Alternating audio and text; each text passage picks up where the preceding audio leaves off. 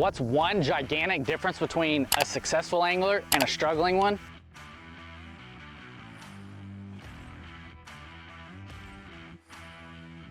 Hey fellow fishing fanatic, my name's Wesley Littlefield with Anglers.com, and the answer to that is how well they adjust to the elements. And one element that often reigns supreme above all the others is wind. Wind affects where you need to fish, what lures you need to use, the water clarity, and it can even change the current in your body of water. Learning to fish the wind can take you from not catching anything, not getting any bites, to catching your PB if you do it right. And today I've got 3 tips that are gonna help you take your wind fishing game to the next level. And for those fishing fanatics that stay to the end, there might be a bonus tip. So one of the first things everybody wants to know is what lures should I actually use in the wind? And I'm gonna agree with the experts most of the time, and you need moving lures or heavy lures. The light finesse techniques just don't work in the wind. Number one, the wind will blow slack in your line and you'll miss a bunch of bites, or you just won't ever fill a bite at all. And casting light lures in the wind is difficult if you're fishing into the wind. So I go with moving lures. I'm talking about your crankbaits, your spinnerbaits, your bladed jigs, and a heavier lure like a football jig or a heavier swim jig. This is because those lures keep the line tight while I'm reeling it. I'm in constant contact with the lure, meaning that I can feel everything that it does with my rod. So if it starts to feel funny, like the fish just hit it, I can set the hook then, instead of wondering, I wonder if that was a bite or not, and then missing the bite. Tip number 2 is something that I've learned the hard way over the years, and that's how to fish the wind. And it kind of goes against what you would expect to do. I expected to fish with the wind. It makes casting a lot easier. I can cast a lot farther and even more accurately, but that has actually hindered my fishing ability. See, when I switched to fishing into the wind, it has actually increased my hookup ratios. It's increased how many bites I get, and sometimes when they're there, I catch bigger fish because of it. Now, that's often because of how fish act. So you've got to think of the wind as creating current, and the current or the wind will push the bait or the plankton or whatever the little bait fish eat up against the shore. And so when you cast with the wind, it looks like the little bait fish or your lure is swimming away from the food, and it doesn't look as natural. Therefore, when you cast into the wind and reel it back, it looks like your bait fish or your lure is coming to feed on all of the plankton that's been pushed up against the shore, and it just looks more natural to the fish, and you'll get more bites that way. Now, you don't always have to cast directly into the wind. Sometimes you've got to cast diagonally into it or anything like that. So don't think that you've always got to have the wind hitting directly in your face, but it helps to have it hitting, from the side here or here, just towards your direction in general. It will help you immensely, I promise. For tip number 3, I actually recently wrote an ebook on this, and if you want to get your hands on it, I'll leave a link to it down in the description. This ebook is packed full of information on where to fish. And if you subscribe to our email list, we often run promos that drastically reduce this price, so you can get it for much cheaper than it normally is once you subscribe to our email list, and I'll leave that link in the description down below as well. Knowing where to fish in the wind is one of, if not the most important thing that you should know. You see, I'm always looking for points, for humps in the water, for little ditches or chutes or drainages where the wind will funnel the water and create a current. Areas like these are where the fish will hang out. They'll position themselves on certain ways on them and lead to more fish catches because they're just higher percentage areas where more fish hang out. So how the heck do you fish a point? So when I'm fishing a point, I'm gonna look for where the calm water and the turbulent water or the windy water meet. And I'm gonna try to fish that seam on either side of it, 5, 10, 15 feet, whatever. Sometimes it's a little further on each side, but I'm gonna start at that seam and work my way out on both directions from there. This is because the fish will hide on the calm side and let their bait be pushed to them through the wind and then attack it as the current is pushing it by. Same thing with humps. If it's in the middle of the body of water, I'm gonna fish that backside. So if my fist is the hump here, the wind is blowing this direction, it's gonna have a current blowing here and go up and over and then back down and keep going. So those fish are gonna sit on the back side of the hump, waiting for their next meal to swim by or get pushed by the current. Lastly, the chutes or the ditches or canal, a channel, whatever, they're gonna generate current too, because it's gonna be like two places here in the middle. These are land, both my fists are land, and the wind's gonna be either blowing towards me or away from me, and it's gonna generate a current through here, and the bass are going to sit on that backside, once again, just letting their food get blown to them. I tend to think about it like this. Bass are as lazy as they can get away with. So if they can sit and wait for their food to get brought to them, that's what they're gonna do. The number one mistake that most anglers make is fishing the calm side. They'll go to the calmest cove that they can find, they'll go to the calmest side of the pond and fish that. I did that for years and it cost me a lot of fish, honestly. But now that I've been fishing the windy side, these windier areas, and learning how to fish these points, these humps and everything, that has led to so many more fish catches and just a lot better time fishing, because I'm catching stuff actually and not just wetting a line. All right, so now I'm gonna show you how I actually fish at least a point and a chute. This pond has both. I don't have a hump to demonstrate it on, but hopefully my illustration with my hands was good enough. I know it's goofy, but hopefully you got the point. Okay, so I'm out here on this point in this pond, and I'm gonna demonstrate what I would do to fish. On the other side, there's a chute with another little point that it'll also help demonstrate it.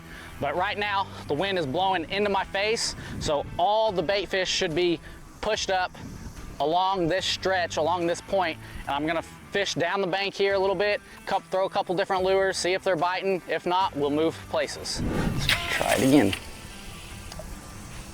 There we go.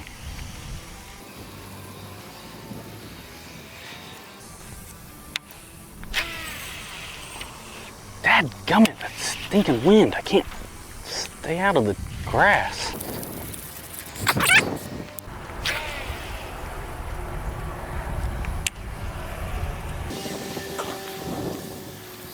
For the real fishing fanatics that are staying for this, I failed to mention another spot that's one of my favorites, and that's the wind-blown bank. So the wind, of course, is gonna blow everything to this, so the fish are gonna be there, but also it's gonna stir up the water, if it's enough, along this wind-blown bank and cause a mud line. And the bass will sit in that mud line and just hammer your lure if you swim it along that mud line. So right on the edge of that mud line, if you can swim it from there for as long as possible, those bass will sit in the mud line and then come out and hammer your lure. I promise, I've seen it happen, I've had it happen. It's a lot of fun to fish it when that happens. Usually that's on like pretty windy days, but it can also happen on days like today. I think I've got like 10 to 15 mile an hour winds, and it's starting to blow and mix up the water just a little bit.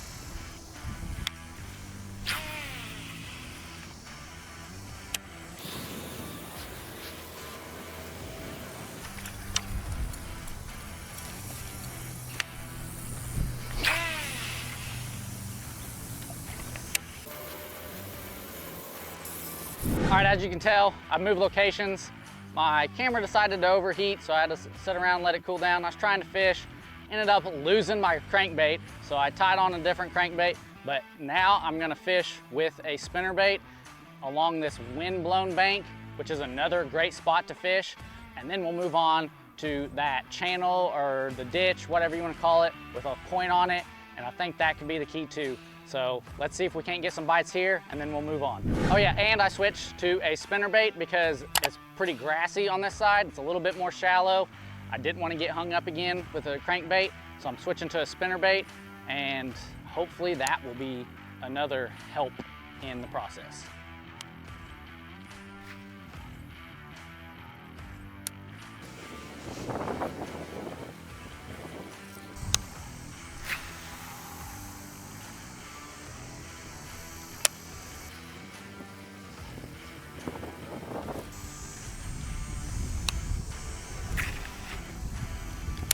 Not a good cast.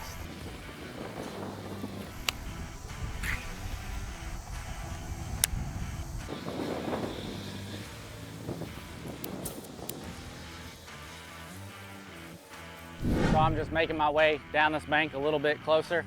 I know there's a few fish that like to hang out in this area, especially when the wind's blowing. One thing I didn't mention earlier that's really important is that most anglers want at least a little bit of wind because it helps fish position.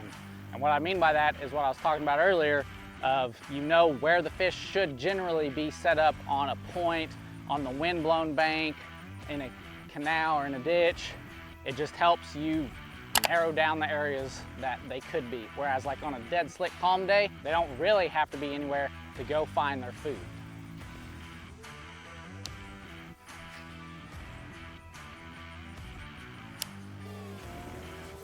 Oh, I missed it.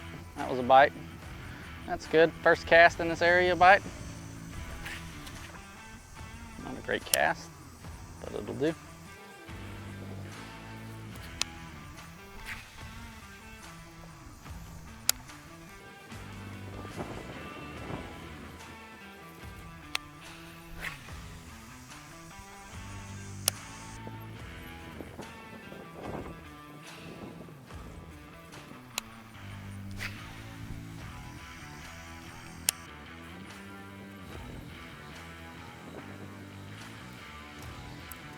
All right, so here we are. We're actually out on a real point slash ditch. So sometimes it's both, but as you can see behind me, I've got a little ditch right here that runs through, and this forms a point.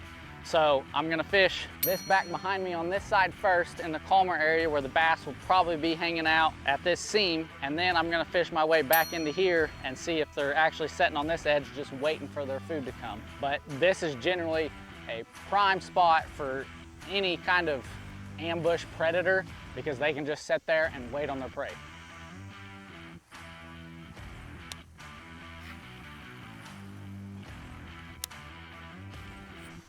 Oh, that's a fish right there. Right when I was about to give up. Like I said, prime spot, first cast, one fish. Not a giant, but a feisty little guy. Quit. Quit.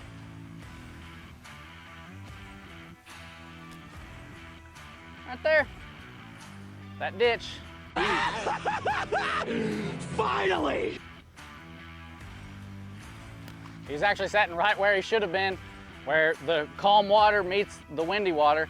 But as I was trying to say, was the wind, you can see, is blowing this way and it's generating a current through here a little bit. And that's why they'll set up here, is because they're just waiting for their food to get blown by, just like he was.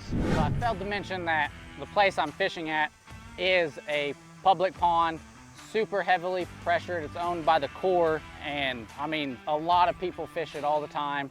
So yes, this works in pressured areas. Even these tips, you know, they'll work anywhere, on a pond, in a lake, even on a river to some extent.